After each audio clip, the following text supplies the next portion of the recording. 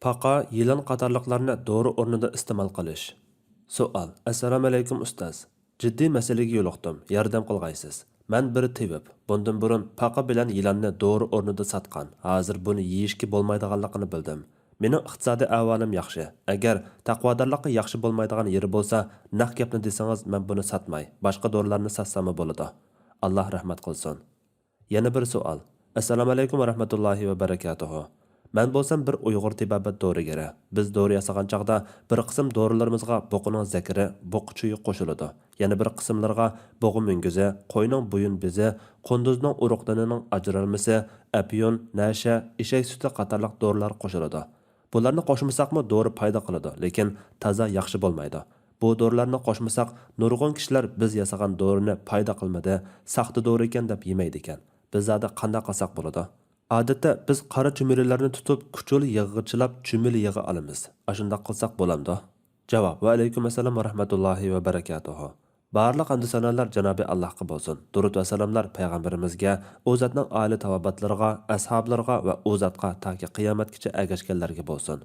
Buqa va boshqa hayvonlarning zakiri, tashqi, mengisi, bug'i mungizi, qo'yning buyun bezi va qunduz uruqdanining ajralmasi qatorliqlar qunduzning o'zidan chiqariladigan maylar harom emas. Shunga uni iste'mol qilsa, do'riga qasib bo'ladi. Bularning ba'zilarini ba'zi olimlar makruh deb qaragan.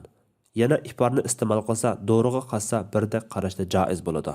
Ammo asli nejis yoki harom qilingan narsalar, masalan, paqa, qon, yilon, chayon, eshak go'shi va shuningga o'xshagan narsalarni odatda iste'mol qilish cheklanadi. Davolanishda ishlatishga kelsak, bir qism olimlar davolanishda harom va nejis moddalar bilan davolanishga qat'iy bo'lmaydi, chunki uningda shifolik yo'q deb qaraydi. Zuhriy aytadi: biror zaruriyat sababidan insonlarning suydigini ichish halol bo'lmaydi, chunki u nejisdir. Alloh taolo sizlarga barliq pok narsalar halol qilindi degan. İbn Mas'ud radhiyallohu anhu aroq to'g'risida Alloh sizlarning keslanglarning shifosini sizlarga harom qilgan narsalarda qilmagan degan. Yana bir qism olimlar bu narsalar odatda zarur davolanish ahvoli bo'lmasa harom, zarur davolanish ahvoli bo'lib, ashuni iste'mol qilmasa boshqa halol pok dori tepilmaydigan ahvollarda iste'mol qilsa bo'ladi deb qaraydi. Bularning ba'zi sahih hadislardan dalili bor.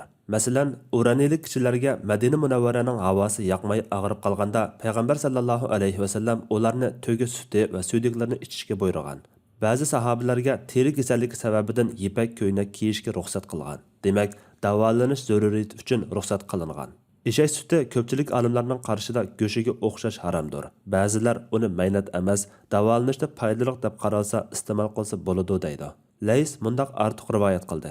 Yunus menga Ibn Shihobdan mundaq so'zlab berdi. Men uningdan Abu Idris al-Havalaniydan eshak sutida yoki yirtqich hayvonlarning o'tida yoki tugi suydigida tahorat olsak yoki ularni ichsak bo'lamdi deb so'ragan edim. U musulmonlar uning bilan davolanadi, undaq qilsa hech gap bo'lmaydi deb qaraydi. Ammo eshak sutiga kelsak, bizga Rasululloh sallallohu alayhi va sallamning uning go'shini yeyishdan cheklaganligi yetgandir. Suti to'g'risida ya biror buyruq yoki cheklashdan xabar topmadik. Ammo yirtqich hayvonlarning o'tlariga kelsak, Ibn Shihab az-Zuhri Abu Idris al-Xavlani orqali Abu Sa'laba radhiyallohu anhu dan rivoyat qiladi-ki, Rasululloh sallallohu alayhi va sallam qo'z tishliq har qanday yirtqich hayvonni yeyishni cheklagan. Hamda olimlar o'rtasida mushundoq ikki qarash bo'lgandan keyin dorigarlar, tibiblar bu ikki qarashning qaysi birini tutib ish qilsa bo'ladi.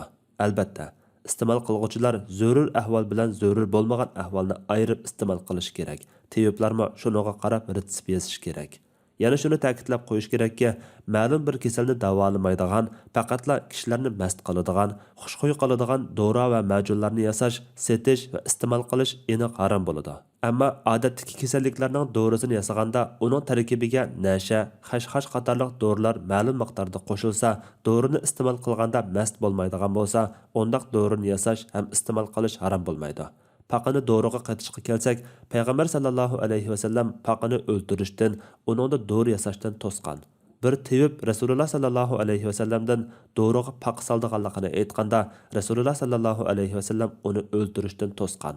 İmam Xattabi bu hadisdan paqani iste'mol qilishning haromligi chiqadi deydi. Bu hadisga asosan paqani odatdagi ahvoldami, davolanish zaruriyatidami o'ldirishga, yeyishga bo'lmaydi. Chumela qatorliq hasharotlarni o'ltirishdan to'sqan hadislar bo'lsa-mu, davolanishda dori shaklda ishlatishdan to'sqan hadis yo'q. Shunga dori bo'ldiganligi aniq bo'lsa, tirik chaqda o't qiynab o'ltirmay, oldi bilan qiynamasdan tiz o'ltirib, andin yaqqa yoki suvg'ichilab yig'ini, sho'rpisini chiqarsa mayli bo'ladi inshaalloh. Chunki chumelini odatdagi azar bermagan ahvollarda o'ltirishga bo'lmaydi.